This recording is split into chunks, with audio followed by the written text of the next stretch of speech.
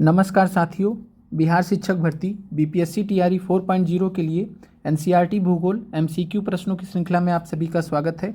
आज के episode number 5 में हम आपके लिए क्लास 11th एनसीईआरटी भूगोल से अपवाह तंत्र से संबंधित महत्वपूर्ण 50 प्रश्नों को लेकर आए हैं और साथ में इसके अलावा कल आपको 50 के आसपास प्रश्न और भी दिए जाएंगे, जिससे यह जो चैप्टर है पूरी तरीके से समाप्त हो जाएगा।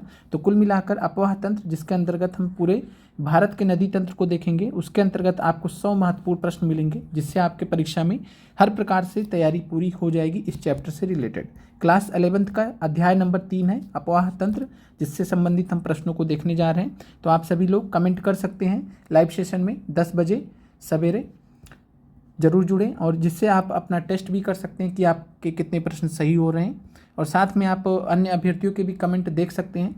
अब यहाँ पर हम स्टार्ट करते हैं। आपने ये मैप पहले भी देख रखा है। चलिए आते हैं पहले प्रश्न पर। आप सभी लोग सेशन को लाइक कर दीजिएगा, और आज शाम में आपको 6 बजे एनसीईआरटी की साइंस की क्लास दी जाएगी, जिसमें आपको साइंस से संबंधित आपको महत्वपूर्ण प्रश्न कराए जाएंगे। एपिसोड नंबर 10 होगा साइंस में, और साथ में आज हमारा एपिसोड नंबर 5 है। अगर भूगोल एनसीईआरटी की बात करें प्रश्नों की श्रृंखला में, पहला प्रश्न आप सभी के सामने है। पहला प्रश्न है, एक नदी विशिष्ट क्षेत्र से अपना जल बहाकर लाती है, जिसे कहा जाता है। तो एक कोई नदी है जो किसी विशिष्ट क्षेत्र से अपना जल बहाकर लाती है, उस क्षेत्र को हम क्या कहते हैं? जल ग्रहण क्षेत्र, कैचमेंट एरिया कहते हैं, अपवाह क्षेत्र, ड्रेनेज एरिया कहते हैं, जल संभर कहते हैं, वाटरशेड जिसको बोलते हैं, एक से अधिक, या नन ऑफ दिस। क्या आंसर होगा पहले प्रश्न का? तो एक नदी विशिष्ट क्षेत्र से अपना जल बहाकर लाती है, उसे हम जल ग्रहण क्षेत्र कहते हैं। तो ध्यान रखिएगा, कोई भी एक नदी की यहाँ पर बात की जा रही है। कोई भी एक नदी अपना जो जल है जल ग्रहण क्षेत्र से, कैचमेंट एरिया से बहाकर लाती है। अगले प्रश्न पर चलते हैं। अगला प्रश्न है, एक नदी एवं उसकी सहायक नदियों द्वारा अपवाहित क्षेत्र को क्या कहते हैं? यहाँ पर एक नदी के साथ में उसकी सहायक नदियों को भी जोड़ दिया गया। तो यहाँ पर आपको, अगर गंगा नदी देख रहे हैं तो गंगा नदी का ही जल क्षेत्र आपको नहीं देखना, गंगा के साथ में गंगा की जो सहायक नदियाँ हैं इनका भी ये पूरा जो जल क्षेत्र है ये भी आपको देखना है। तो पूरे इस अपवाहित क्षेत्र को पूछा जा रहा है कि क्या कहते हैं? जल विभाजक कहते हैं, वाटर डिवाइड, जल संभर कहते हैं, वाटरशेड, और अपवाह द्रोणी कहते हैं, ड्रेनेज बेसिन। क्या कहते हैं? कमेंट कीजिएगा इस प्रश्न का। तो सेकंड नंबर प्रश्न का अगर हम बात करें तो एक नदी एवं उसकी सहायक नदियों द्वारा अपवाहित संपूर्ण जो क्षेत्र होता है उसको हम अपवाह द्रोणी, ड्रेनेज बेसिन कहते हैं, ड्रेनेज बेसिन कहते हैं। तो सेकंड नंबर प्रश्न का जो आंसर हो जाएगा वो हो जाएगा सी, अपवाह द्रोणी। एक बार यहाँ पर आप फिगर के माध्यम से समझ सकते हैं।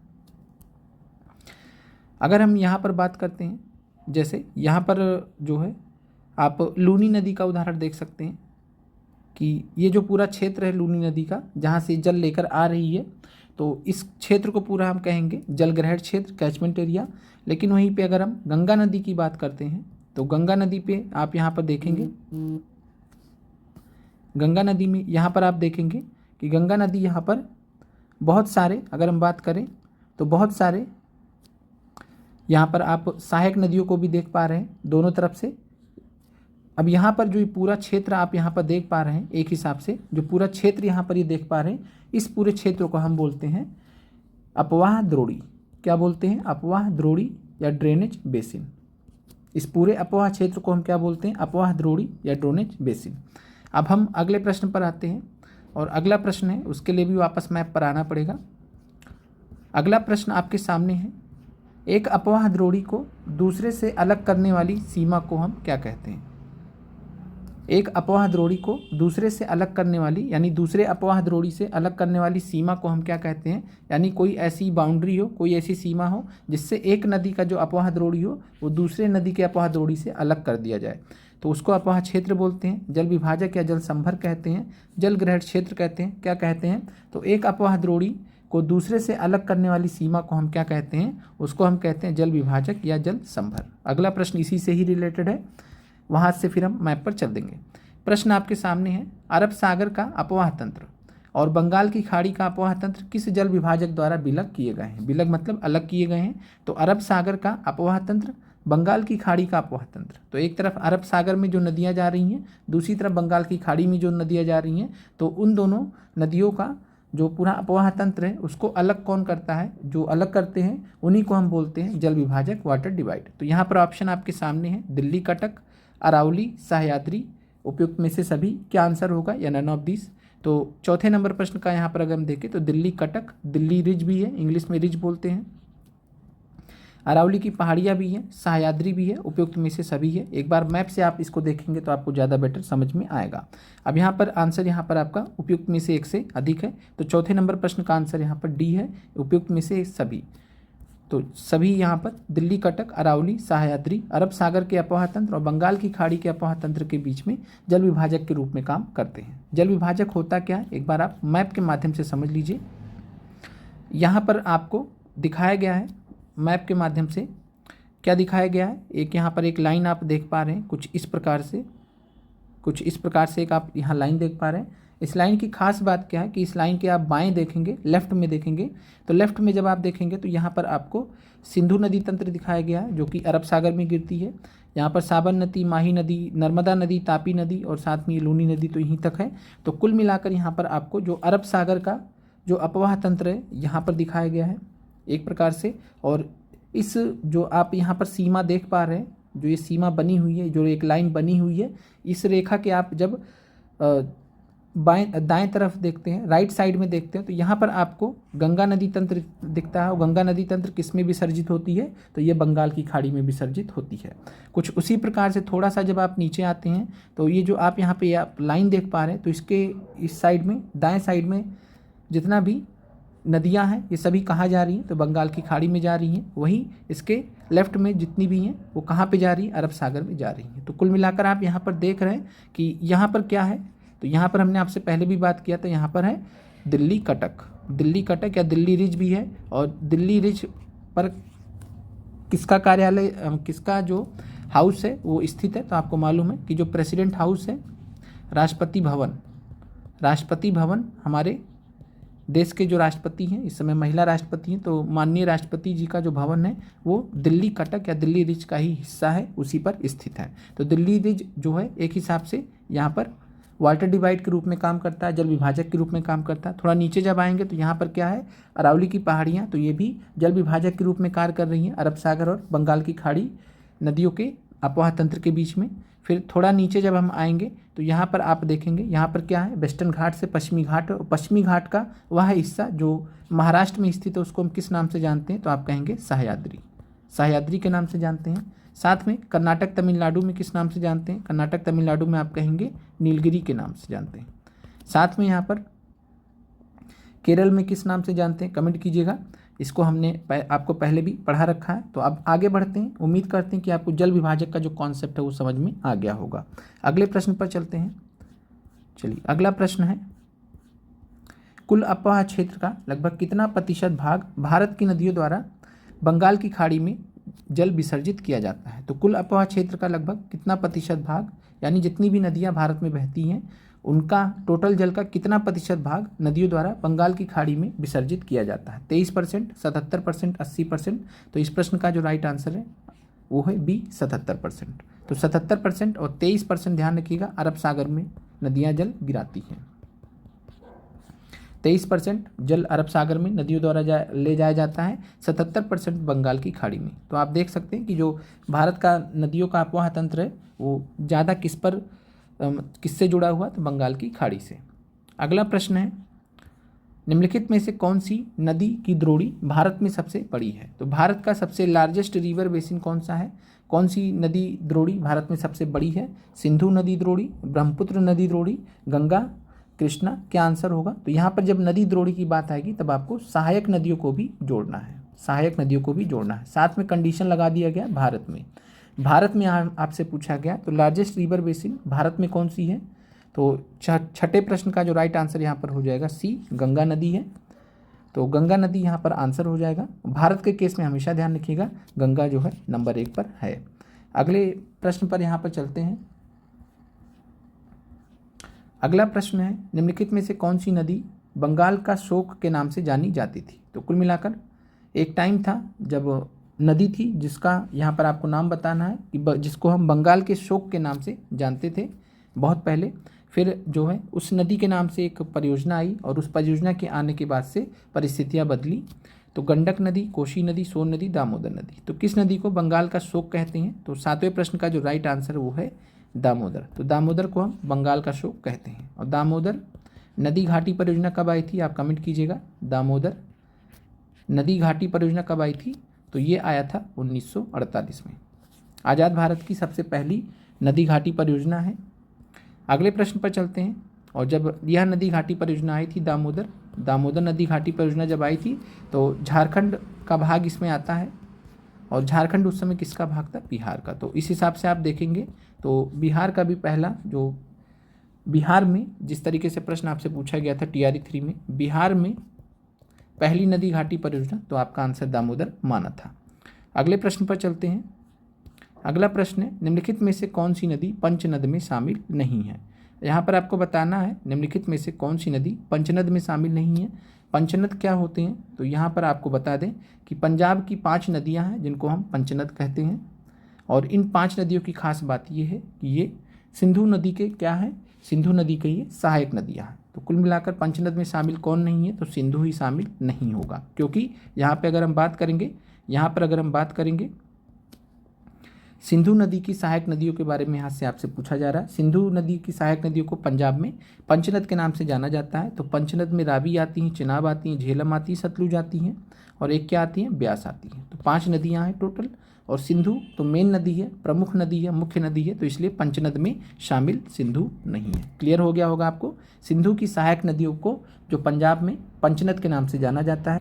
और वो 5 नदियाँ कौन सी हैं? रावी है, चिनाब है, झेलम है, सतलुज है और ब्यास है। इस तरीके से आप याद रख सकते हैं। सिंधु नदी प्रमुख नदी है, ये पंचनद में शामिल नहीं है। अगले प्रश्न पर चलते हैं। अगला प्रश्न है निम्नलिखित में से किस नदी को बिहार का शोक कहते हैं? तो यहाँ पर बात करें, आसान प्रश्न आपके लिए, इस बार भी बिहार का शोक बनकर आई थी यह नदी। और आंसर है आपका राइट आंसर कोसी नदी। कोसी नदी को हम बिहार का शोक कहते हैं। अगला प्रश्न है निम्नलिखित में से कौन सी नदी बरंस घाटी में बहती है? तो ये प्रश्न हमने पहले भी आपसे डिस्कस किए हैं। तो सोन नदी, नर्मदा नदी, लूनी नदी। तो कौन सी नदी बरंस घाटी में बहती है? तो बरंस घाटी में दिए गए विकल्पों में नर्मदा नदी बहती है। तो यहाँ पर राइट आंसर आपका 10 का B हो जाएगा। तो नर्मदा नदी भ्रंश घाटी में बहती है। भ्रंश घाटी में और कौन सी नदी बहती है? कमेंट कीजिएगा। तो ताप्ती बहती है। और इसके अलावा और कौन सी नदी बहती है? तो महानदी बहती है। 3 नदियों के बारे में आपको ध्यान रखना है, नर्मदा, ताप्ती और महानदी। महानदी का कुछ हिस्सा भ्रंश घाटी में बहता है, कुछ हिस्सा नॉर्मल नदियों की तरह बहता है। अगले प्रश्न पर चलते हैं।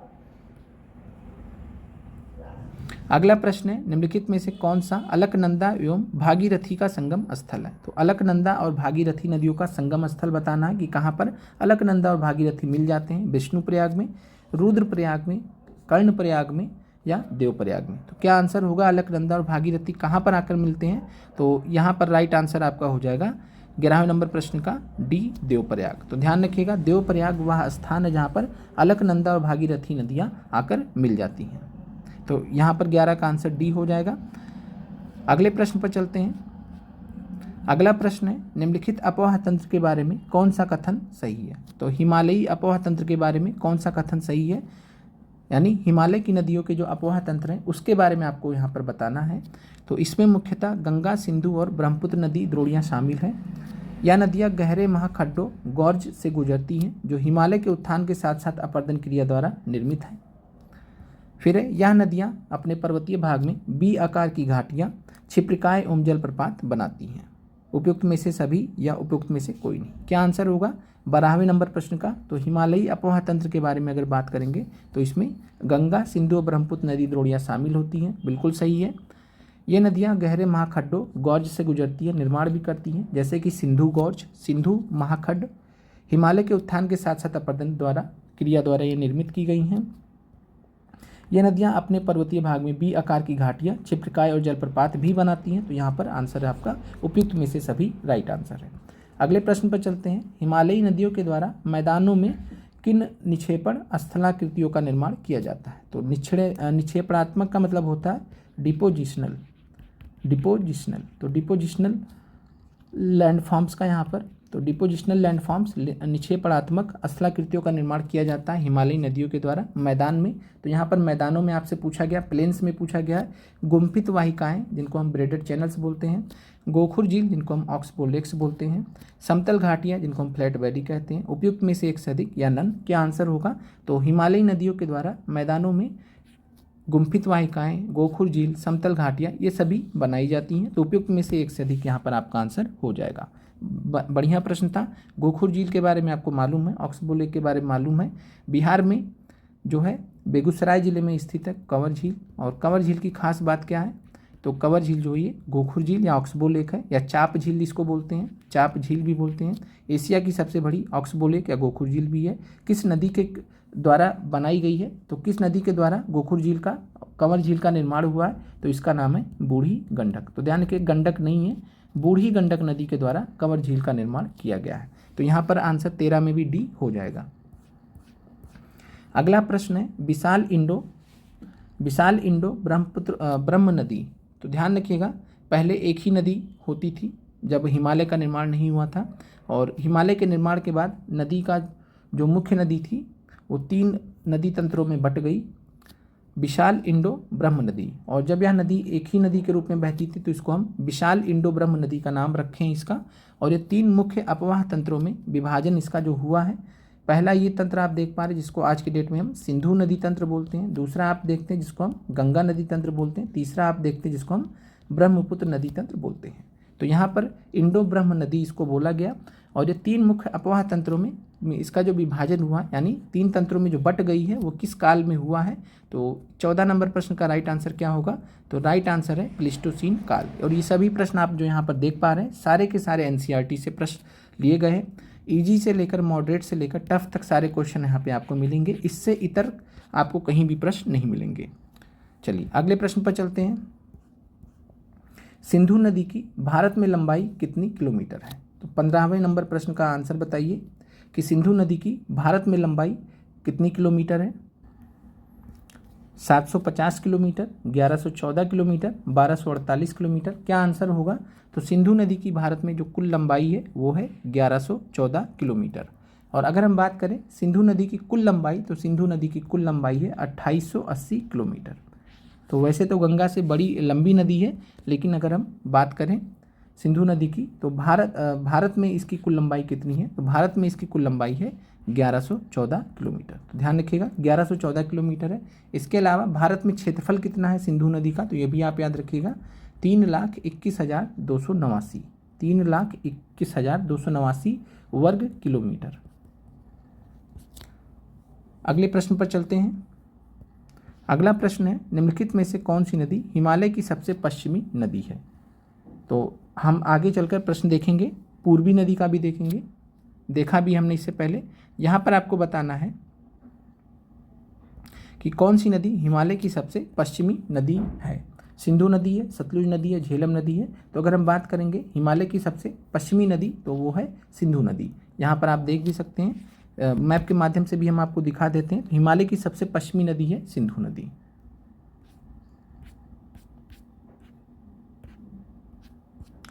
यहाँ पर आप देख भी सकते हैं, ये सिंधु नदी का यहाँ पर आपको दिखाया गया है। तो सिंधु नदी एक हिसाब से हिमालय की या हिमालय से निकलने वाली सबसे पश्चिमी नदी है। सबसे पूर्वी नदी कौन सी है? तो आपको मालूम है सबसे पूर्वी नदी कौन है, जिसको तिब्बत में जो है क्या बोलते हैं? सांगपो नदी कहते हैं। अरुणाचल में दिहांग नदी कहते हैं, और असम में ब्रह्मपुत्र नदी कहते हैं। तो ब्रह्मपुत्र नदी सबसे पूर्वी नदी है हिमालय की, और सबसे पश्चिमी नदी है सिंधु नदी। अगला प्रश्न है जो आपका बीपीएससी टीआरई 3.0 में पूछा गया है, तो इस वजह से यहाँ पर ये प्रश्न रखा गया है। हालांकि एनसीईआरटी में डायरेक्ट ये नहीं दिया गया है, तो इसीलिए यहाँ पर आपको बताना है कि सिंधु की किस सहायक नदी के किनारे कारगिल स्थित है। इतना आपको यहाँ पर एक और हिंट मिल गया कि वो जो नदी है वो सिंधु की सहायक नदी है। जास्कर है, गिलगिट है, सुरू नदी है या नुब्रा नदी है। तो सिंधु की किस सहायक नदी के किनारे कारगिल स्थित है? तो कारगिल स्थित है सुरू नदी के किनारे। और सुरू किसकी सहायक नदी है? तो ये सिंधु की सहायक नदी है, याद रखिएगा। कारगिल किसके किनारे स्थित है? सुरू नदी के किनारे। अगला प्रश्न है सिंधु नदी किन पर्वत श्रेणियों के मध्य बहती है? ये भी प्रश्न आपका एनसीईआरटी से लिया गया है, बहुत ही अच्छा प्रश्न है। तो सिंधु नदी किन पर्वत श्रेणियों के मध्य बहती है? काराकोरम और लद्दाख, लद्दाख और जास्कर, जास्कर और पीर पंजाल। क्या आंसर होगा 18वें प्रश्न का? तो आंसर यहाँ पर सिंधु नदी की बात करें तो लद्दाख और जास्कर के बीच में ये बहती है। ध्यान रखिएगा, महत्वपूर्ण प्रश्न है सिंधु नदी से रिलेटेड। अगला प्रश्न है, सिंधु नदी का उद्गम कैलाश पर्वत श्रेणी में डैश के निकट, यहाँ पे के लगा लीजिए, के निकट एक हिमनद से होता है। तो सियाचिन के निकट, मापाचाचुंगो के निकट, बोखरचू के निकट।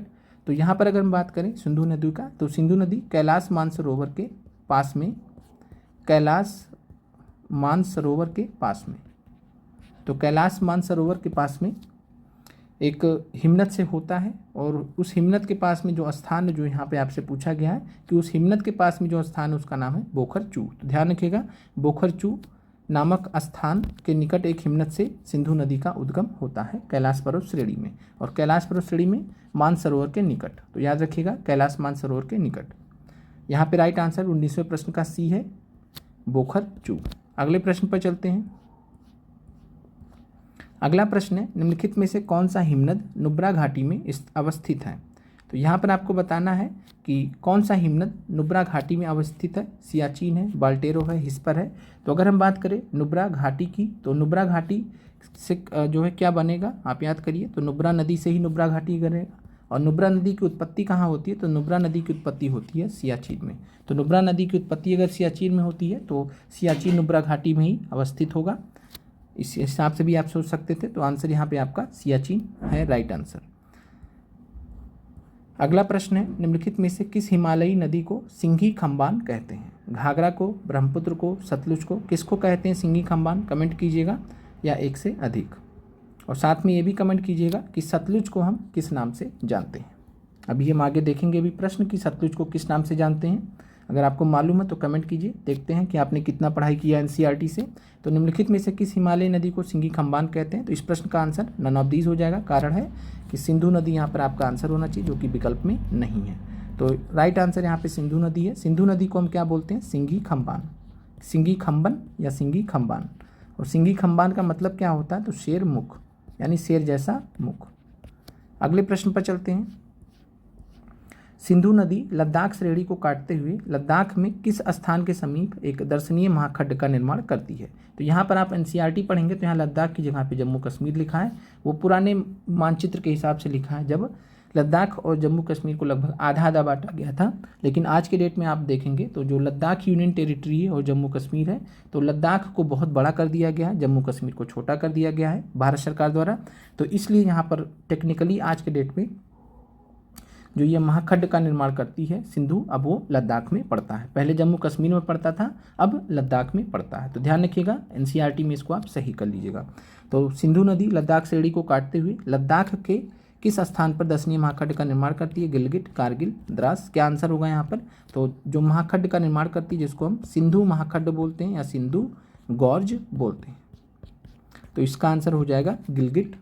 तो गिलगिट याद रखिएगा, गिलगिट के नज़दीक एक दर्शनीय महाखड्ड का निर्माण करती है सिंधु नदी।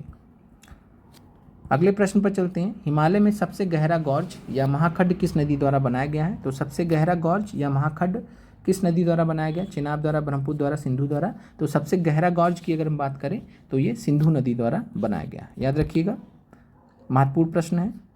अगला प्रश्न है, सियाचिन से निकलने वाली नुब्रा नदी किस नदी की सहायक नदी है? तो नुब्रा नदी के बारे में आपसे पूछा गया कि किस नदी की सहायक नदी है, एनसीईआरटी में बाकायदा दिया गया है। यहाँ पे आपसे दो तरीके से प्रश्न पूछे जा सकते हैं। पहला हम देख लेते हैं, तो सिंधु नदी होगा, जास्कर होगा, सतलुज होगा, एक से अधिक होगा, नन ऑफ दीज होगा। क्या आंसर होगा? तो सियाचिन से निकलने वाली नुब्रा नदी की बात करें तो जब आपको ध्यान रखिएगा, जब आपको अगर श्योक नदी नहीं दिया हुआ है और आपको दिया गया सिंधु नदी, तो आपको आंसर सिंधु नदी मानना है। मान लीजिए सिंधु नदी नहीं दिया गया, श्योक नदी दिया गया, तो आपको श्योक नदी मानना है। दोनों नहीं दिया जाएगा, तो ध्यान रखिएगा, सिंधु और श्योक नहीं दिया जाएगा। यहाँ पर फर्क क्या है? तो श्योक की जो है प्रत्यक्ष, नुब्रा जो है श्योक की क्या है? प्रत्यक्ष सहायक नदी है, यानी डायरेक्टली इससे आकर मिलती है नुब्रा नदी सहायक नदी से। और श्योक कहाँ किससे मिलती है? तो सिंधु नदी से। तो इस प्रकार से देखें तो नुब्रा जो है अप्रत्यक्ष रूप से, इनडायरेक्ट रूप से सिंधु में आकर मिलती है। तो नुब्रा नदी भी जो है सहायक नदी मानी जाती है सिंधु नदी की। तो ध्यान रखिएगा, अगर अप्रत्यक्ष रूप से भी मिलती है तो भी सहायक नदी माना जा सकता है। तो नुब्रा नदी अगर आपका विकल्प में श्योक नहीं दिया रहेगा तो आपका सिंधु नदी हो जाएगा। क्लियर है? और अगर सिंधु नदी नहीं दिया, श्योक दिया है, तो आपका श्योक आंसर हो जाएगा। उम्मीद करते हैं कि ये प्रश्न आपको क्लियर हो गया होगा। अगला प्रश्न है, निम्नलिखित में से सिंधु नदी की सहायक नदियाँ कौन सी हैं? श्योक और जास्कर, गिलगिट और सुरु, हुंजा और द्रास। तो यहाँ पर आपको बताना है कि सिंधु नदी की सहायक नदियाँ कौन सी हैं। तो यहाँ पर अगर हम बात करें 25 में, तो उपयुक्त में से सभी सिंधु नदी की सहायक नदियाँ हैं। ये आपको नाम याद रखना है परीक्षा दृष्टि से। अगला प्रश्न है, काबुल, खुर्रम, तोची, गोमल, बिबोवा और संगन नदियाँ किसकी सहायक नदियाँ हैं? सतलुज की हैं, सिंधु की हैं, राबी की हैं। किसकी सहायक नदियाँ? कमेंट कीजिएगा। तो काबुल, खुर्रम, तोची, गोमल, बिबोवा, ये सब आपका एनसीईआरटी में दिया गया है। और ये सभी किसकी सहायक नदियाँ? तो सिंधु नदी की सहायक नदियाँ हैं।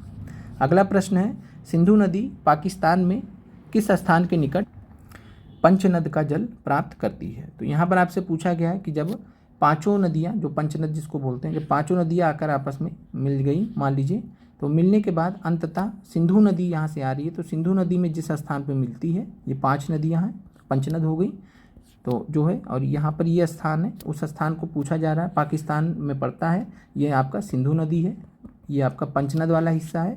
तो कुल मिलाकर पंचनद जब एक हो जाती है तो ये आकर अंत में सिंधु नदी में मिल जाती हैं। इस स्थान को हम क्या कहते हैं? तो ये पाकिस्तान में पड़ता है, जिसका नाम है मिथनकोट या मिथानकोट। तो मिथनकोट नहीं दिया रहेगा तो आपको मिथानकोट करके भी लिखा हो सकता है, तो ध्यान रखिएगा। एनसीईआरटी में आपका मिथनकोट है, वैसे आपका मिथानकोट भी कहा जाता है। पाकिस्तान में पड़ता है और यहीं पर सिंधु नदी जो है पंचनद का जल प्राप्त करती है, यानी जो सारी नदियाँ, पांचों नदियाँ एक होकर इसी में मिल जाती हैं, सिंधु नदी में। अगला प्रश्न है, पंचनद नाम पंजाब की 5 मुख्य नदियों को दिया गया है जो सिंधु की सहायक नदियाँ। निम्नलिखित में से, यहाँ पर निम्नलिखित होना चाहिए था, तो निम्नलिखित में से कौन पंचनद का भाग नहीं है? सतलुज, ब्यास, रावी, चेनाब, झेलम और श्योक। तो यहाँ पर क्या आंसर होगा 28 प्रश्न का? तो यहाँ पर बात करें तो श्योक जो है ये पंचनद का भाग नहीं है। सतलुज 1, ब्यास 2, रावी 3, चेनाब 4, झेलम 5। तो ये 5 नदियाँ हैं जिनको हम पंचनद कहते हैं। श्योक पंचनद का भाग नहीं है। श्योक का अगर हम बात करेंगे तो श्योक जो है ये आपका हिमालय की, मतलब हिमालयी आप मान सकते हैं, हिमालयी के रूप में मान सकते हैं कि हिमालयी या हिमालय से उत्पन्न होने वाली सहायक नदियां हैं। अगले प्रश्न पर चलते हैं। अगला प्रश्न है, निम्नलिखित में से झेलम नदी का उत्पत्ति स्थल क्या है?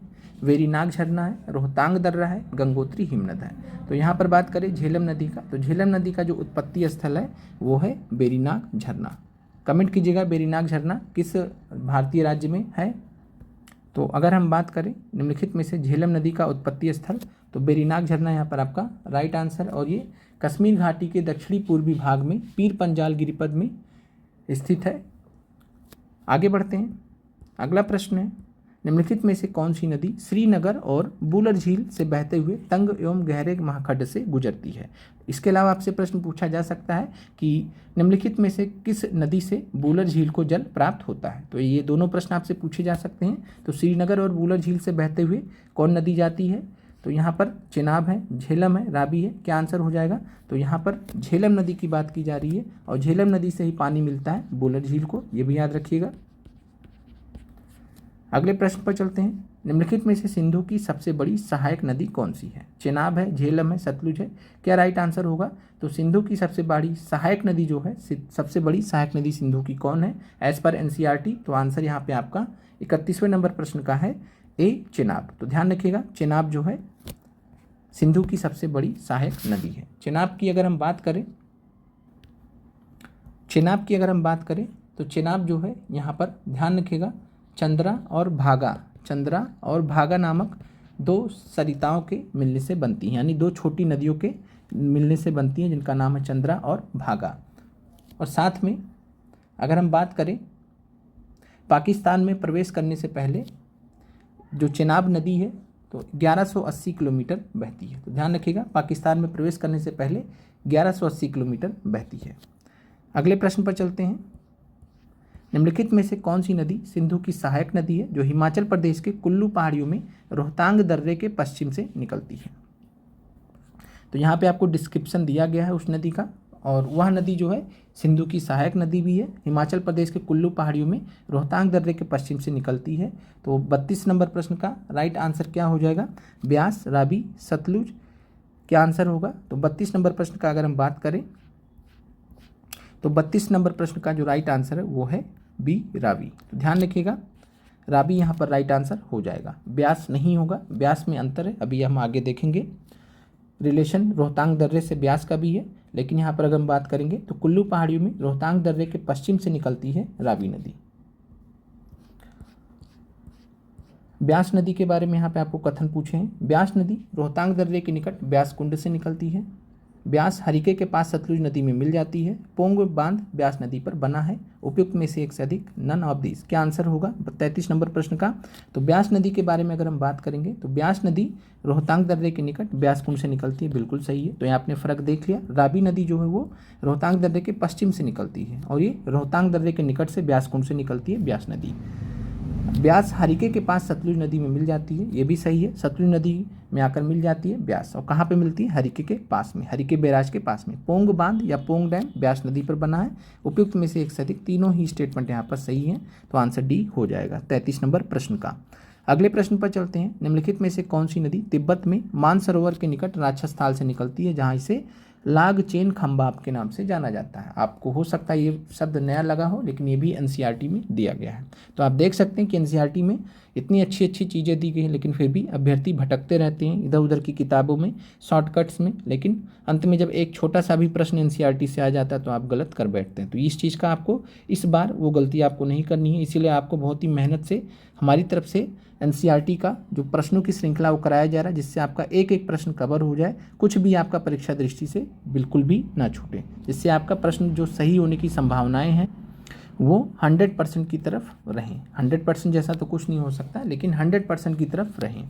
तो लागचेन खंबाब के नाम से किस नदी को जानते हैं? और वह नदी जो है तिब्बत में मानसरोवर के निकट राक्षसताल से निकलती भी है, तो उस नदी का नाम है सतलुज नदी। ध्यान रखिएगा, सतलुज नदी को हम लागचेन खंबाब के नाम से भी जानते हैं, राक्षसताल से निकलती है।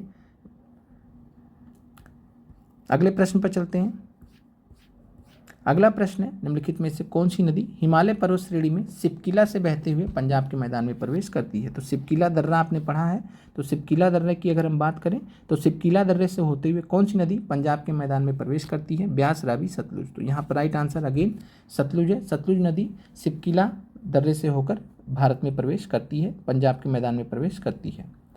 अगला प्रश्न है, सतलुज नदी निम्नलिखित में से किस परियोजना के नहर तंत्र का पोषण करती है? तो सतलुज नदी पर जो है अगर हम बात करेंगे तो सतलुज में आकर ब्यास मिल जाती है, और कौन सी परियोजना बनाई गई है जिससे नहर तंत्र बनाया गया है? तो आंसर है भाखड़ा नांगल परियोजना। भाखड़ा नांगल परियोजना।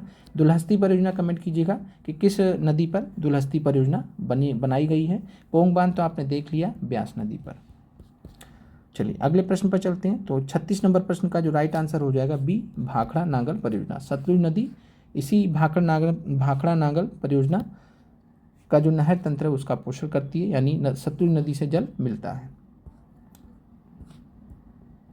निम्नलिखित में से कहाँ से गंगा नदी की उत्पत्ति होती है? देवप्रयाग से, गंगोत्री हिमनद से, सतोपथ हिमनद से। तो बात करें गंगा नदी की, तो गंगा नदी गंगोत्री हिमनद से इसकी उत्पत्ति होती है, आपको मालूम है। फिर बात करते हैं देवप्रयाग। तो देवप्रयाग कौन सा स्थान था, याद आया आपको? तो अलकनंदा और भागीरथी यहाँ पर देवप्रयाग में मिल जाते हैं। चलिए, और सतोपथ हिमनद की अगर हम बात करें तो सतोपथ हिमनद की अगर हम बात करेंगे तो अलकनंदा, याद रखिएगा, अलकनंदा का उद्गम स्थल अगर आपसे पूछ लिया जाए तो सतोपथ हिमनद। तो सतोपथ ग्लेशियर या सतोपंथ ग्लेशियर भी कहते हैं यहाँ पर जो है, लेकिन एनसीईआरटी में सतोपथ लिखा है, कई बार आपको सतोपंथ भी लिखा जा सकता, तो उसके लिए आपको परेशान नहीं होना, एक ही चीज़ है। तो सतोपंथ हिमनद अलकनंदा का उद्गम स्थल है। गंगा नदी अपने उद्गम स्थल से किस नाम से जानी जाती है? यानी गंगा नदी जब गंगोत्री से निकलती है तो उसको हम किस नदी के नाम से जानते हैं? भागीरथी, अलकनंदा, विष्णुगंगा। क्या आंसर होगा 38 प्रश्न का? तो यहाँ पर अगर हम बात करें, गंगा नदी अपने उद्गम स्थल से भागीरथी के नाम से जानी जाती है। दूसरी तरफ से बात करें सतोपंथ ग्लेशियर से अलकनंदा आ जाती है, इधर से भागीरथी आ रही गंगोत्री से, दोनों मिल जाते हैं। कहाँ पर मिलते हैं? ये मिलते हैं देवप्रयाग में, और देवप्रयाग में अलकनंदा और भागीरथी जब मिल जाते तो इसको हम किस नाम से जानते हैं? गंगा के नाम से जानते हैं। अगले प्रश्न पर चलते हैं। तो 38 नंबर प्रश्न का याद हो गया आपको, गंगा नदी अपने उद्गम स्थल से भागीरथी के नाम से स्टार्ट करती है, प्रारंभ होती है। अगला प्रश्न है, निम्नलिखित में से किस स्थान पर गंगा नदी में प्रवेश करती है? तो निम्नलिखित में से किस स्थान पर गंगा नदी मैदान में प्रवेश करती है? तो यहाँ पर निम्नलिखित कर लीजिएगा, निम्नलिखित में से किस स्थान पर गंगा नदी मैदान में प्रवेश करती है? रुद्रप्रयाग में, कर्णप्रयाग में, हरिद्वार में। तो आपको मालूम है कि हरिद्वार में गंगा नदी मैदान में प्रवेश कर जाती है। बाकी रुद्रप्रयाग, कर्णप्रयाग की बात करेंगे तो ये पहाड़ी क्षेत्र में पड़ते हैं, तो यहाँ पर मैदानी क्षेत्र एक है ही हरिद्वार। तो यहाँ पर ध्यान रखिएगा कि जो है गंगा नदी हरिद्वार में मैदान में प्रवेश कर जाती है। अगला प्रश्न है, भारत का सबसे बड़ा अफवाह तंत्र किस नदी का है? तो अफवाह तंत्र पूछे चाहे अफवाह द्रोणी पूछे, आंसर एक ही है, गंगा नदी। क्लियर है। दूसरे नंबर का अफवाह तंत्र भारत का बताइएगा आप कमेंट करके कि भारत का दूसरा सबसे बड़ा अफवाह तंत्र किस नदी का है गंगा के बाद। अगले प्रश्न पर चलते हैं। अगला है, गंगा नदी की कुल लंबाई कितनी है? तो गंगा नदी की कुल लंबाई की अगर हम बात करें तो 2525 किलोमीटर, राइट आंसर सी है। याद करने में भी आसानी, 25-25। अगला प्रश्न है, निम्नलिखित में से कौन सी गंगा नदी की जल वितरिकाएँ हैं, डिस्ट्रीब्यूटरीज हैं? तो यहाँ पे आपको बताना है कि निम्नलिखित में से कौन गंगा नदी की जल वितरिकाएँ हैं, डिस्ट्रीब्यूटरीज हैं। तो जल वितरिका क्या होती है? जब नदी, ध्यान दीजिएगा, ये नदी जा रही गंगा नदी, इसमें कुछ नदियाँ आकर मिली तो ये हम बोलते हैं सहायक नदी, सहायक नदी। लेकिन एक टाइम आता है जब नदी कई सारे शाखाओं में टूट जाती, जैसे यहाँ पर आप देखेंगे तो ये हुगली है, हुगली नदी के रूप में आगे बढ़ गई, जो है बांग्लादेश में पहुंची तो पद्मा के नाम से जानी जाने लगी, भागीरथी के नाम से भी जल वितरिका गंगा नदी की है। तो यहाँ पर अगर हम बात करेंगे तो जब नदी ब्रांचों में, शाखाओं में टूटती है, अलग होती है, तो उसको हम जल वितरिका बोलते हैं, या वितरिका बोलते हैं, या डिस्ट्रीब्यूटरी बोलते हैं। तो यहाँ पर बात करें, भागीरथी भी है, पद्मा भी है, हुगली भी है। तो ध्यान रखिएगा यहाँ पे निम्नलिखित में से कौन गंगा नदी की जल वितरिकाएँ हैं? तो उपयुक्त में से एक से अधिक, यानी तीनों ही हैं, तो ध्यान रखिएगा। अगला प्रश्न है, गंगा नदी बिहार में कुल कितने किलोमीटर की यात्रा तय करती है? अब इस प्रश्न में बहुत सारा डाउट होगा, आपको डाउट होना लाजमी भी है। तो गंगा नदी की बात करें तो आप अगर एनसीईआरटी में जाएंगे तो एनसीईआरटी में आपका लिखा है 445 किलोमीटर। एनसीईआरटी में आपका 445 किलोमीटर लिखा गया है कि जो गंगा नदी की बिहार में कुल लंबाई कितनी है किलोमीटर में? 445 किलोमीटर। लेकिन हमारा जो जानकारी है उस हिसाब से जो गंगा नदी की बिहार में कुल कितनी किलोमीटर की यात्रा तय करती है तो वो है 405 किलोमीटर। तो 40 किलोमीटर कहाँ गया? तो 40 किलोमीटर गया है झारखंड में। तो ध्यान रखिएगा, झारखंड पहले जब बिहार के साथ में एक था झारखंड, तब 445 किलोमीटर की गंगा नदी पूरे बिहार में यात्रा करती थी। लेकिन जब से झारखंड अलग हुआ तो 40 किलोमीटर भी कम हो गया। तो इस प्रकार बिहार की अगर हम बात करेंगे तो गंगा नदी बिहार में कुल कितने किलोमीटर की यात्रा तय करती है? तो 405 यहाँ पर राइट आंसर हो जाना चाहिए। हो सकता है आपका प्रश्न है आपको वहाँ विकल्प में 445 ही दिया रहे और एग्जामिनर फिर 445 भी मान ले, फिर उसको ऑब्जेक्शन करना पड़े। तो यहाँ पर बहुत सारा डाउट है, लेकिन हमारे हिसाब से जो सटीक आंसर होगा, एनसीईआरटी में तो दिया है 445, लेकिन हमारे हिसाब से इस प्रश्न का राइट आंसर क्या होना चाहिए? 405 किलोमीटर। बाकी आप भी कमेंट करके बताइएगा कि आपके हिसाब से क्या होना चाहिए। तो गंगा नदी बिहार में कुल कितनी किलोमीटर की यात्रा करती है? 405 किलोमीटर। गंगा नदी की किस राज्य में सबसे लंबी यात्रा करती है? तो उत्तर प्रदेश आपका राइट आंसर। कमेंट कीजिएगा उत्तर प्रदेश में गंगा नदी कितना लेंथ कवर करती है। अगले प्रश्न पर चलते हैं, और 43 प्रश्न का हमारे हिसाब से राइट आंसर बी 405 किलोमीटर है। बाकी आप भी कमेंट कीजिएगा। अगले प्रश्न पर चलते हैं, गंगा द्रोणी केवल भारत में लगभग कितने क्षेत्र में फैली हुई है? तो भारत में पूछा गया कि गंगा द्रोणी का, गंगा बेसिन का कितना क्षेत्र है? 4.5 लाख वर्ग किलोमीटर, 6.8, 8.6 लाख वर्ग किलोमीटर। तो 44वें नंबर प्रश्न का राइट आंसर है 8.6 लाख वर्ग किलोमीटर। अगला प्रश्न है, निम्नलिखित में से कौन गंगा नदी के दाहिने किनारे पर मिलने वाली प्रमुख सहायक नदी है? तो यहाँ पर कुल मिलाकर गंगा नदी बह रही है। कुछ यहाँ पर इधर से नदी आ रही हैं, तो आप इधर से जब आप जा रहे हैं तो ये आपके किधर पड़ रहा है? तो ये आपका लेफ्ट में पड़ रहा है, और ये वाला जो पोर्शन है किधर पड़ रहा है? राइट में पड़ रहा है, यानी दाएं में पड़ रहा है। तो दाहिने हाथ पर आपसे पूछ रहे हैं, यानी इधर से कुछ नदी आके मिलेंगी। तो जो दाहिने हाथ पर नदी आकर मिलती हैं उनको हम दाहिने हाथ पर या दाएं हाथ पर मिलने वाली सहायक नदी के नाम से जानते हैं। गंगा नदी की अगर हम बात करें तो यहाँ पर मैकाल श्रेणी से एक नदी निकलती है, और उस नदी मैकाल श्रेणी से निकलने वाली नदी का नाम क्या है? सोन नदी, जिसके बारे में हमने पहले भी पढ़ा है। तो सोन नदी की बात करें तो दाहिने किनारे पर मिलने वाली प्रमुख सहायक नदी है। गोमती और कोसी किधर से आती है? तो ये बाएं हाथ से मिलती है। 45 में सी आंसर है। गंगा से बाएं तट पर मिलने वाली सहायक नदियों के नाम यहाँ दिए गए हैं। रामगंगा, गोमती, घाघरा, गंडक, कोसी और महानंदा।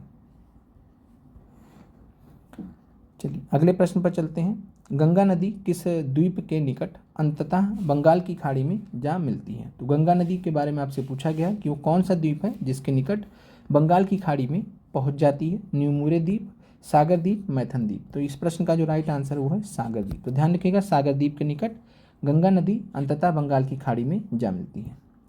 अगला प्रश्न है, नमामि गंगा परियोजना की शुरुआत किस वर्ष हुई थी? ये आपका एनसीईआरटी में दिया गया है, बीपीएससी पूछ भी सकता है, पूछा भी गया है। तो नमामि गंगा परियोजना की बात करें तो ये 2014 में आई थी। तो जब मोदी जी आए थे तब नमामि गंगा परियोजना भी आई थी। इस तरीके से आप याद रख सकते हैं। तो जून, यहाँ पर बात करें तो जून 2014 में नमामि गंगा परियोजना प्रोजेक्ट वर्ष में शुरुआत हुआ था। अगला प्रश्न है, निम्नलिखित में से कौन गंगा की सबसे पश्चिमी और सबसे लंबी सहायक नदी है? तो कौन यहाँ पर जो है गंगा की सबसे पश्चिमी है और सबसे लंबी सहायक नदी है? तो सबसे पश्चिम से भी मिले और सबसे लंबी सहायक नदी भी, दो यहाँ पर आपको फैक्ट्स एक साथ में जानकारी मिल गया। कौन है वो? तो आंसर है यमुना। तो ध्यान रखिएगा, यमुना सबसे लंबी सहायक नदी भी है गंगा की और साथ में सबसे पश्चिम से मिलती भी है। अगले प्रश्न पर चलते हैं। निम्नलिखित में से असत्य कथन आपको पहचानने हैं। सत्य का मतलब होता है गलत कथन। यमुना नदी का स्रोत यमुनोत्री हिमनद है। यमुना नदी का स्रोत हिमालय में बंदरपुंछ श्रेणी पर स्थित है। चंबल, सिंध, बेतवा के यमुना के दाहिने तट पर मिलते हैं। तो क्या होगा राइट आंसर? असत्य कथन पूछा है, थोड़ा सा प्रश्न आपको टफ भी लग सकता है। तो इस प्रश्न का जो राइट आंसर है वो है नन ऑफ दिस। तो ध्यान रखिएगा, यहाँ असत्य कथन पूछा गया। यमुना नदी का स्रोत यमुनोत्री हिमनद है, सही है, तो ये तो आंसर हो नहीं सकता। यमुना नदी का स्रोत हिमालय में बंदरपुंछ श्रेणी पर स्थित है, ये भी सही है। ध्यान रखिएगा, बंदरपुंछ दे या यमुनोत्री दे, दोनों आपका आंसर माना जाएगा और दोनों एनसीईआरटी में दिए गए हैं। और बंदरपुंछ आपका यूपीएससी में भी, सिविल सर्विसेज में भी पूछा गया है। चंबल, सिंध, बेतवा केन यमुना के दाहिने तट पर मिलते हैं, तो यमुना से दाहिने तट पर मिलते हैं, तो ये भी बिल्कुल सही है। तीनों ही स्टेटमेंट जब सही है तो असत्य कथन कोई नहीं रहा, तो कोई नहीं रहा तो आंसर नन ऑफ दीज हो जाएगा, क्योंकि सारे कथन सत्य हैं। चलिए आज का अंतिम प्रश्न है, निम्नलिखित में से किस नदी पर गांधी सागर बांध बनाया गया है? तो गांधी सागर बांध किस नदी पर बनाया गया है? नर्मदा नदी। तो नर्मदा नदी पर कौन सा बांध है? आप बताएंगे सरदार सरोवर। चंबल नदी, फिर सोन नदी, क्या आंसर होगा? तो गांधी सागर बांध की अगर हम बात करें तो गांधी सागर बांध किस नदी पर बना? तो ये चंबल नदी पर बना है। चंबल नदी के किनारे कौन सा शहर स्थित है? तो कोटा शहर, सपनों का शहर कोटा शहर स्थित है। तो राजस्थान का कोटा चंबल नदी के किनारे स्थित है। तो ध्यान रखिएगा, 50वें प्रश्न का राइट आंसर बी है। और मिलते हैं आपसे अगले वीडियो में। आप लोगों का देखने के लिए बहुत बहुत धन्यवाद। कमेंट कीजिएगा आपकी आज की क्लास कैसी लगी, और उम्मीद करते हैं कि आपको हम 4 से 5 दिन के अंतर्गत आपका यह जो एनसीईआरटी का क्लास 11th का जो एमसीक्यू सीरीज है समाप्त हो जाएगा, जिसके माध्यम से आपको बहुत सारे अच्छे अच्छे प्रश्नों का एक संकलन आपके सामने हो जाएगा, आपके पास में हो जाएगा। साथ में आपको आज शाम में 6 बजे आपको साइंस का एमसीक्यू कराया जाएगा, तो आप उसको भी देख लीजिएगा। आप लोगों का जुड़ने के लिए बहुत बहुत धन्यवाद।